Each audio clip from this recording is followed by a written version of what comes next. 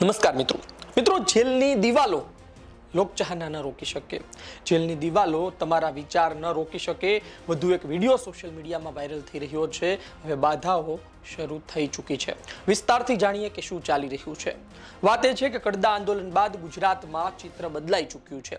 ગુજરાતમાં એક આંદોલનની વાત હતી. ગુજરાતમાં કોઈ વિરોધ કરવા બહાર નથી આવતા. ગુજરાતમાં બધું ટનાટન ચાલી રહ્યું છે. આ બધી વાતો ભ્રામક સાબિત થઈ. લોકો બહાર આવ્યા, આંદોલન પણ કર્યું. અને ફક્ત કડદા આંદોલનની વાત નથી. કડદા આંદોલન બાદ કોંગ્રેસના આંદોલન હોય, કડદા આંદોલન બાદ ખેડૂતો પોતે બહાર આવતા હોય, મગફળી કપાસને લઈને વાત કરતા હોય, અને માવઠાએ જે ખેડૂતોની પરિસ્થિતિ સર્જી છે, લાચાર બનાવ્યા, બરબાદ બનાવ્યા, ત્યારબાદ સરકાર સામે જે ખેડૂતો બોલતા હોય, એ ગુજરાતનું આખું વાતાવરણ બદલાઈ ચૂક્યું છે.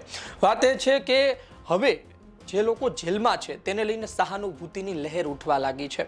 તમે જુઓ કે જેલમાં તમે કોઈને મોકલો, જેલમાં તમે કોઈને અમુક મહિનાઓ સુધી રાખો તો બેશક તેની આગળની પ્રવૃત્તિ રોકી શકાય, બેશક તે બીજો વિસ્તાર કરતા હોય, બીજા લોકોને જોડવાના હોય, પોતાની વાત વધુને વધુ લોકો સુધી પહોંચાડવાના હોય, તમે એ રોકી શકો, પરંતુ તેના ભૂતકાળના કામો અને તેના પડઘા ના રોકી શકો.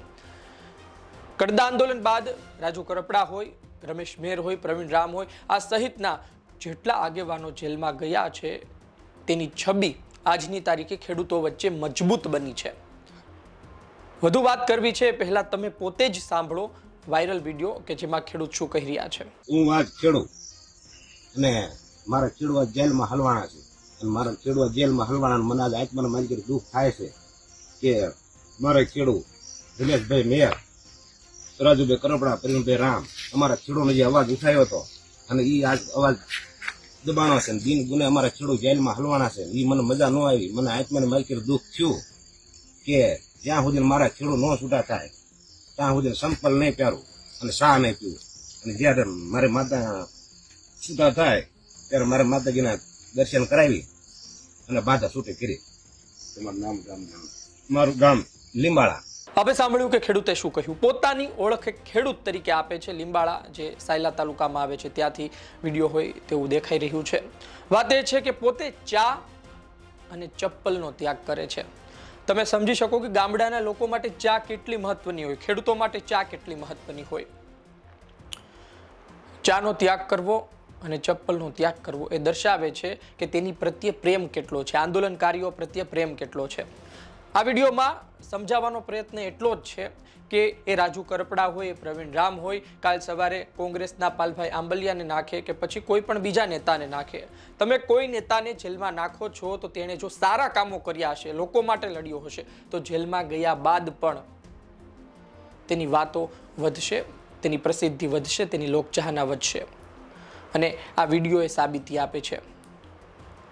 જોકે ખેડૂત મહાપંચાયત યોજાઈ લીંબડીમાં ત્યારે પણ જે રાજુ કરપડાના નામ સાથે પબ્લિક ભેગી થઈ હતી એ પણ એક મોટો મેસેજ હતો, મોટો સંદેશ હતો. ભૂતકાળમાં ચૈતર વસાવા પણ જેલમાં ગયા હતા ત્યારે પણ વાત હતી કે તમે જેટલો સમય જેલમાં રાખશો તેટલો સમય તેના આગળના કામ અટકાવી શકશો, પરંતુ એની જે લોકચાહના અંદર ખાને વધેનો કરંટ જે ચાલતો હોય એ ન રોકી શકાય. એ તો પોતે જે વ્યક્તિ કંઈ ખોટું કરે અને નકુચામાં આવી જાય ને જે જગ જાહેર થાય તો પછી થાય, બાકી તો એના કામો દિવસે ને દિવસે વધુ ને વધુ લોકો સુધી પહોંચતા જાય. ખેર રાજુ કરપડા હોય, પ્રવીણ રામ હોય, તેમના પર ફરિયાદો થઈ ચૂકી છે, ડઝન બંધ ફરિયાદો થઈ ચૂકી છે. અને હમણાં રાજુ કરપડા પર વધુ 2 FIR પણ સામે આવી. એટલે કે ખૂબ કહી શકાય કે હવે એમની મુશ્કેલી વધી ચૂકી છે. જેલ બહાર ક્યારે આવશે તે નક્કી નથી, ક્યારે જામીન મળશે તે પણ અત્યારે નક્કી નથી. જોવું રહ્યું આવનાર દિવસોમાં તેઓ ક્યારે બહાર આવે છે. ખેર કદાચ સરકાર પણ ઈચ્છતી નહીં હોય કે તેઓ જેલ બહાર આવે, કારણ કે રાજુ કરપડા, પ્રવીણ રામ, રમેશ મેર સહિતના આગેવાનો જ્યારથી જેલ બહાર આવશે ત્યારથી તેઓ ફરી લોકો વચ્ચે જશે અને ફરી કોઈ આંદોલન ઊભું થાય, ફરી ખેડૂતો ભેગા થાય. તેના કરતાં હજુ અમુક સમય સુધી કાયદાકીય કાર્યવાહી પ્રમાણે તેમને જેલમાં રાખવામાં આવે તો નવાય નહીં. આપનું શું કહેવું છે કોમેન્ટ બોક્સમાં જરૂરથી જણાવજો. આ વિડીયો, આ માહિતી પસંદ આવી હોય તો લાઈક કરજો, શેર કરજો. ધન્યવાદ.